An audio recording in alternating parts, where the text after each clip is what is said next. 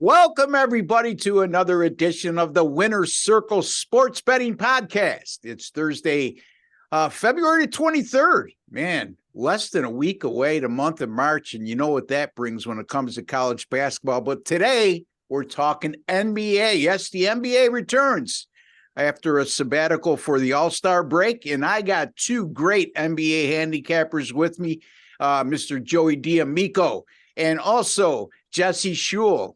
Without further ado, Joey, how are you?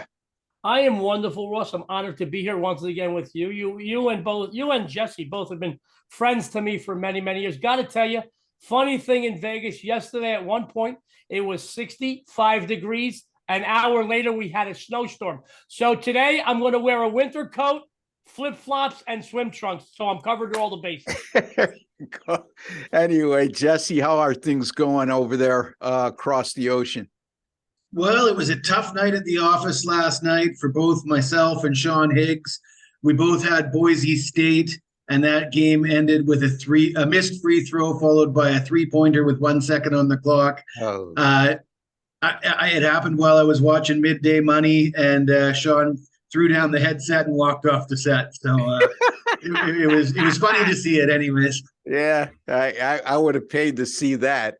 Although I wouldn't pay to see you guys lose. It's just a tough break.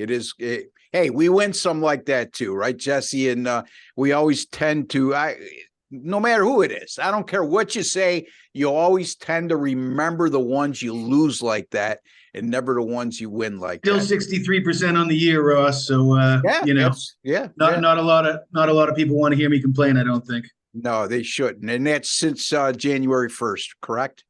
That's right. Joey, NBA, you're doing tremendous so far this season. Also on a nice 9-2 run over the last 7 days at Sports Memo. Absolutely. On the season, 61.2% in the NBA, 9-2 college basketball run. Ross, between college and pro basketball, over the years, 13 number one finishes. Guys, I got to tell you, I got more number one finishes than the Celtics have titles. I'm very excited to be here with you guys today. You know, this is the time of year when cream rises to the top, and I got to tell you, the three guys on the show are creamy. Thank you, Joey, for your kind words. And Jesse, you have anything going on tonight that the folks need to know about and posted so far? I got 3 picks. I got NBA, I got NHL, and a college basketball Colonial Conference Game of the Year. There you go. Colonial Conference Game of the Year. When Jesse puts out those big plays, it's like Merrill Lynch. Everybody should stand up and listen. And Joey, what do you got going on tonight as well? And where would you prefer the folks find you and buy your selections from, number one? And tell the folks a little bit about your podcast with your beautiful wife, Dion, as well. Well, Ross, I can tell you that I have a free pick hotline every single day. My lovely melodic voice, 1-800-563-8854. That's 1-800-JOE-8854 every single day. Since March of 2015, I put a free pick on there. They won the last 4 days. I have a podcast resuming, a YouTube show, the first 1ST family of Vegas, with my lovely wife, the first lady of Las Vegas. The only person I know could put up with me for 22 years and not kill me. That starts, we're going to resume again on Thursday, March 2nd. We took a little time off because we did that daily show, 8 a.m., for a year. Took a little time off. One of my dogs is having a procedure done, so we want to take a little time off for that.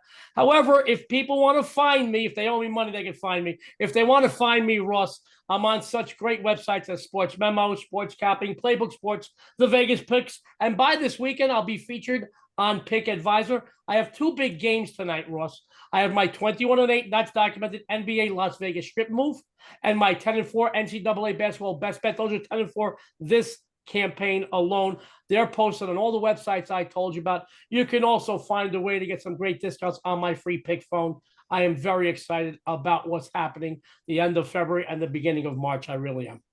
His name is Joey D'Amico, and he's one of the finest handicappers in the country, like all the guys that I bring on this channel. And Had a good night myself, folks. 4-1 last night in college basketball. Cashed in on my only 2 totals as well. That makes my college basketball totals now on a 31-14 run, which is good for 69%. So a lot of good things happening with us three. You could find me at rbwins.com.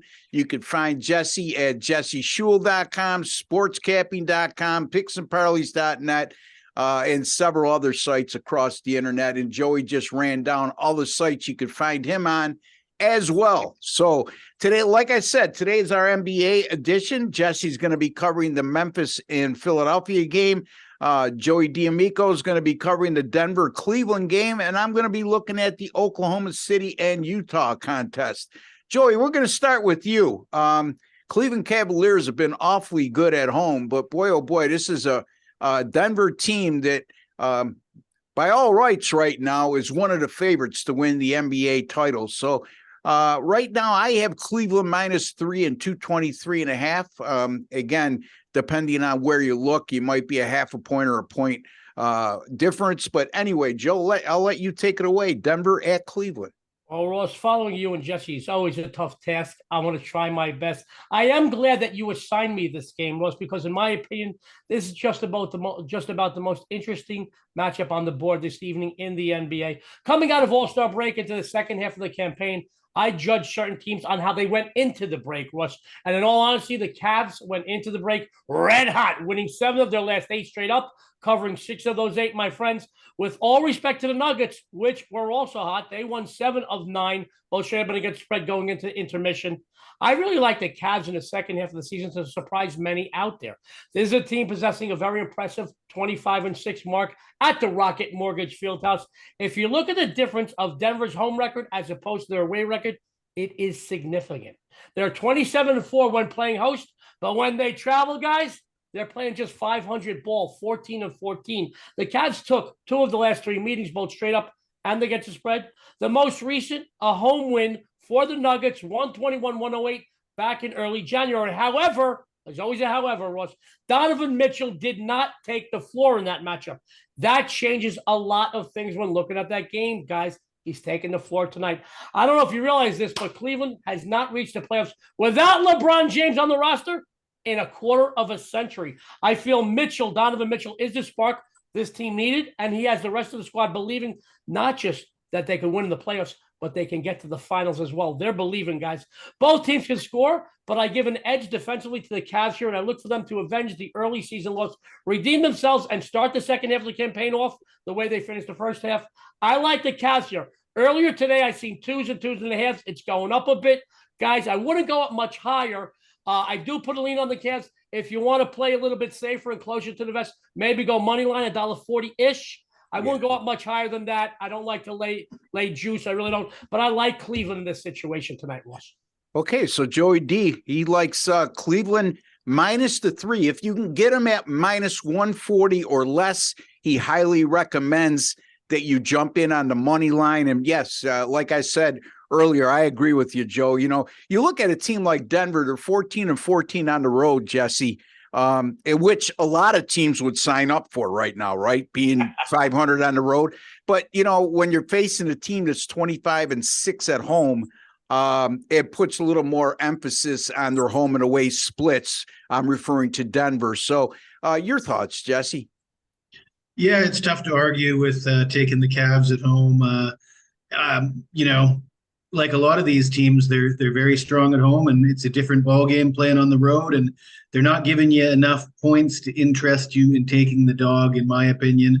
I think I agree with pretty much everything you and Joe said. So that means we all agree, Jesse. That is scary stuff, Russ.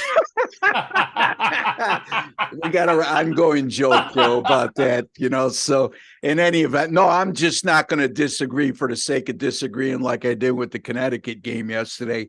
It happens. All right, let's move on. And I'm going to be looking at the Oklahoma City and Utah game.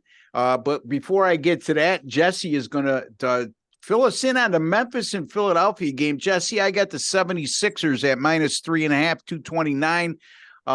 If you have something different, enlighten us and tell us what you think about this contest. Yeah, Ross, I got -3.5, and I feel a lot like Joe feels about the Cavs. The Sixers are a great team at home. The Grizz come in as losers of 7 straight road games.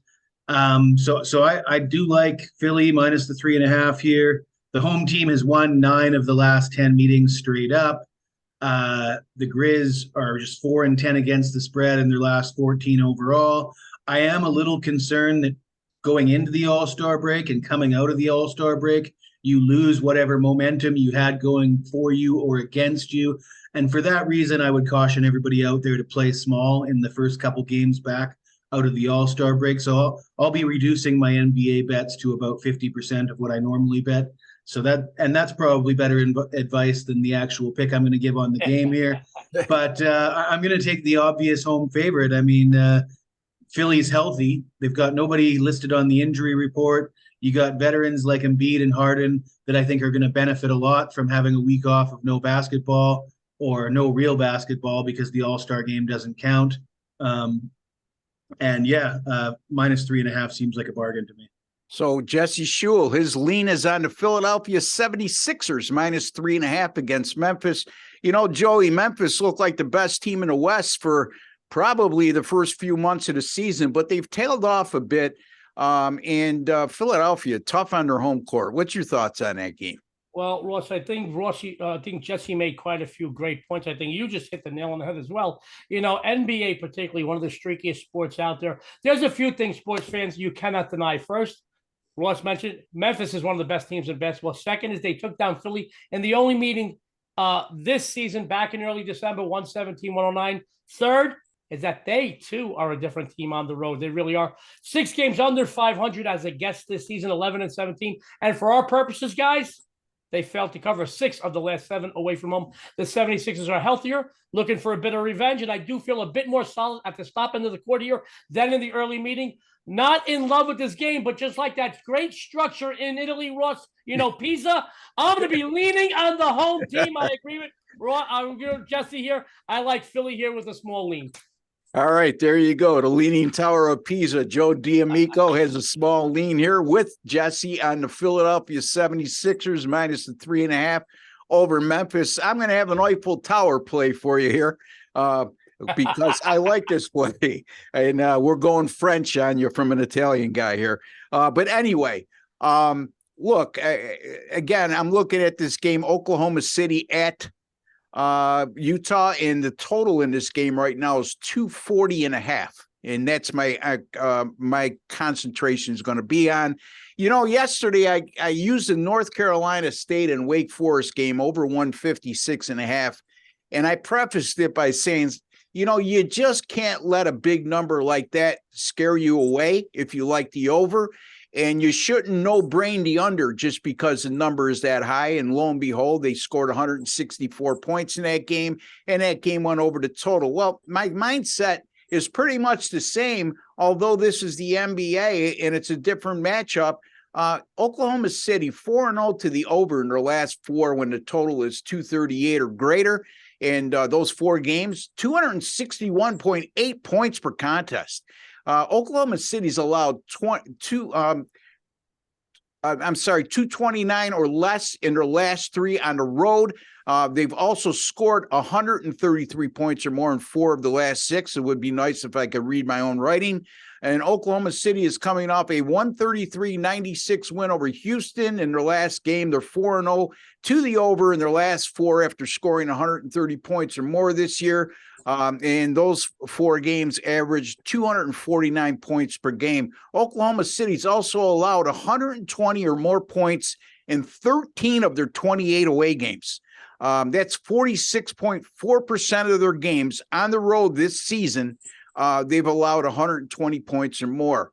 Their Oklahoma City's defense in their last 6 against all teams not named Houston have given up 50% or more shooting to their opponents. So their opponents have shot 50% or better against them in the last 6, and that includes all games against all teams not named Houston. Conversely, Utah has scored 120 points or more in 15 of 26 at home this season.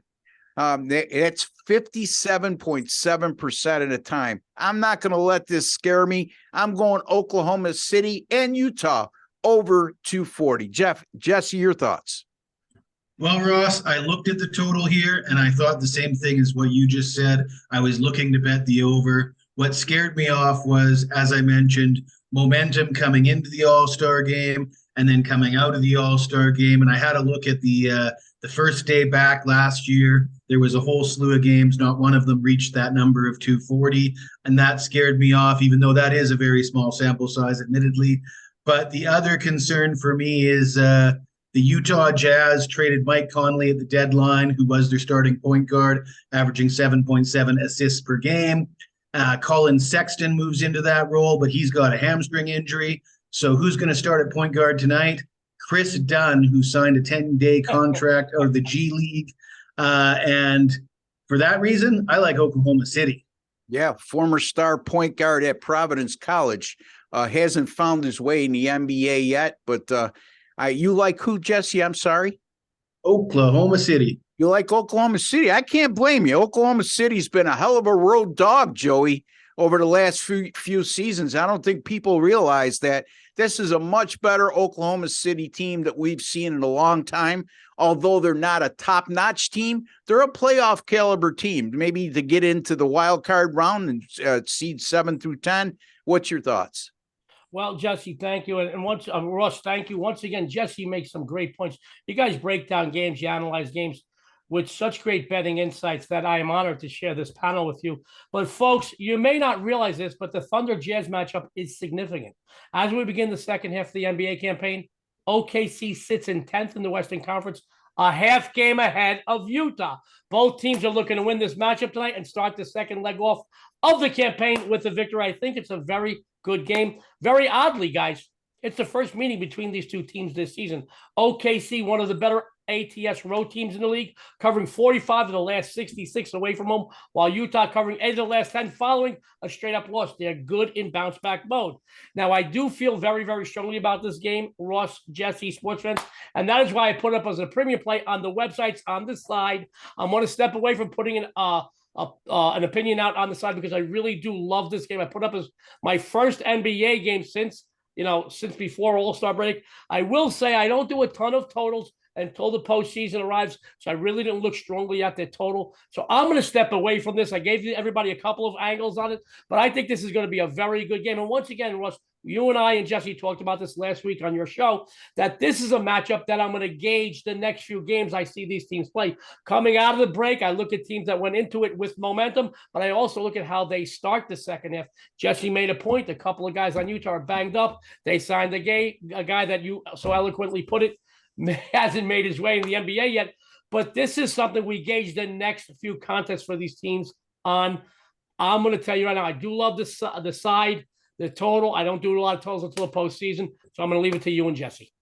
Yeah, I stand corrected on one thing. Oklahoma City opened as a dog. They're now a 1-point favorite in several sports books, so keep an eye on that. That's a hell of a line move, and that tells me something right there. I don't want to go too far into the side because then, Joey's got to play on the side tonight, and that's not what we were discussing. But in any event, I stand corrected. So I think that would be a reaction to the point guard situation for Utah, that line movement. Yeah. Quite possibly. There's no two ways about it. That certainly puts my antennas up when you see OKC as a small road favorite in a game like Joey just mentioned. Is very, very important in terms of playoff implications for both squads. In any event, reviewing again, we have Jesse liking the Philadelphia 76ers -3.5 over the Memphis Grizzlies. Joey D'Amico, he likes Cleveland -3 against Denver, and he says if you can get 140 or less on the money line, if because again, folks, we're taping early in the morning. Depending on when you view this video, these lines are subject to change, and if you find that Cleveland has moved to a 2.5 or 2, he's recommending you look at the money line, and if you can get 140 or less, take Cleveland on the money line. I am going to go over the total in the Oklahoma City Utah game. I think I mentioned 240 before. It's 240.5. So I stand corrected there as well. Oklahoma City, Utah, over 240.5. Joey, any final words? Once again, just as in, by the way, Keno's over my left shoulder looking out the window. She loves your voice. Sports fans, when it comes to the NBA particularly, do your due diligence because things can change in a matter of seconds, let alone minutes, let alone hours. And I think we've experienced this season more than any in the recent past how coaches are sitting players are taking breaks, they're taking a night off. This isn't the old San Antonio Spurs where one of the big three would be rested every night, or Greg Popovich didn't want some guy who might get schooled, one of his top three guys, from somebody that might see in the playoffs down the road, want to sit him so we don't hurt his ego. A lot of things are changing by the minute here, so do your due diligence. Always shop a line around, but check these injury reports before you put these games on. That's the best advice to give everybody out there, Ross. Absolutely. Good stuff, Joe. Jesse, good thing we don't have Sean with us, because if we asked him about the NBA, neither one of us would get a word in edgewise for the next 30 minutes. But there's we don't no have way Sean. you could get Sean to do an NBA show, Ross. No, and I don't schedule him. Maybe in the playoffs we'll get him on an NBA show, but until then it'll be us three and Doug Upstone as well doing the NBA. But any advice in terms of the NBA going forward, Jesse? I know you said that you're cutting back on your NBA at this time of year. I also do the same thing. I would tell you folks going forward and through the month of March, there's a lot of NBA games that will come up that are meaningless, teams way out of contention. The only advice I would give you is the advice I gave you yesterday. When you have two teams that are out of playoff contention, whether it be mathematically or realistically, and they're facing each other, I would look to use the over in those games. That's my experience over the last few years. Those teams tend to play loose. It tends to be more of a playground style of game, and defense would be an afterthought for both teams, and don't have bad records because they play good defense at this juncture of the year. Anyway, Jesse, your thoughts as well? Yeah, like I said, the best advice I could give is when these teams are playing their first game back from the All-Star break, especially go light on those games. I'd feel comfortable jumping right in after they've got a game under their belt. But the best advice I could give anybody out there is to follow me on Twitter at Jesse Shule. Visit my website, jesseshule.com. And once you do that, you should be flying. Joey, your Twitter address for the folks. At Joe D'Amico Wins. Very easy, very simple, Plus, you can find me on a slew of websites. My free pick phone, 1-800-563-8854. I'm very honored to be a regular guest with you, Ross, here, because, sports fans, you're only the best when you go up against the best. Ross is one of the best and one of my good friends, the Iceman himself, Jesse Shule. Man, numbers don't lie. I used to tell people I was 5'10" when I had hair. They all knew I was lying. I couldn't lie about that. And numbers don't lie, guys. Jesse's numbers are some of the best in the history of this business. Numbers don't lie and liars don't figures. So that's what I like to live by when it comes to sports handicap. In any event, folks, if you have not subscribed for our YouTube channel, I don't know what you're waiting for. You're watching things. You're obviously interested in sports betting. It costs nothing. It's absolutely free. Even Joey likes free things. So again, folks, subscribe. All you need to do, there's an OSGA logo right in the bottom right-hand corner of your screen. Hover over that, hit the subscribe button, and while you're there, hit your notification bell, and you'll be alerted immediately upon us releasing any of our Winner's Circle sports betting podcasts on this channel. And also give us a like at the end of the video.